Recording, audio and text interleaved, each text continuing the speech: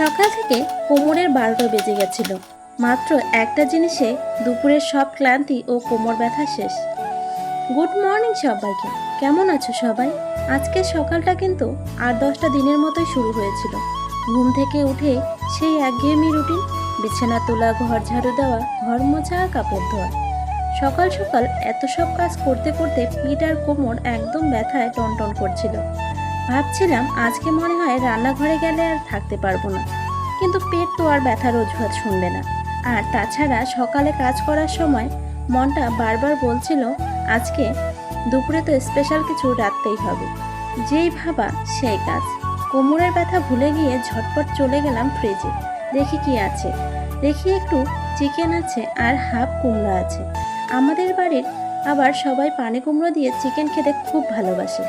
তাই আর বেশি দেরি না করে ঝটপট বের করে পানি কুমড়োটা কেটে নিলাম। তারপর একদিকে চুলায় ভাত বসিয়ে দিলাম আর গ্যাসে চিকেনটা রান্না করব। কড়াইটা বসিয়ে দিলাম। তেলটা গরম হয়ে আসলে পেঁয়াজটা দিয়ে লাল লাল করে ভেজে মাংসটা কষিয়ে নিলাম। একে একে মশলাপাতিগুলো দিয়ে পানি কুমড়ো দিয়ে একটু ঝোল করেই রান্না করলাম এবং রান্নাটা শেষ করলাম।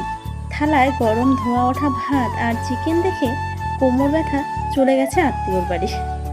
আমার এই ভিডিওগুলো তোমাদের কেমন লাগছে? ভালো লাগলে লাইক, কমেন্ট ও শেয়ার করতে একদম ভুলবে না, কিন্তু কমেন্ট করে জানিয়ে যাবে। আজকের মতো এতটুকুই। আজকে তবে আসি, সবাই ভালো থাকবে, টাটা।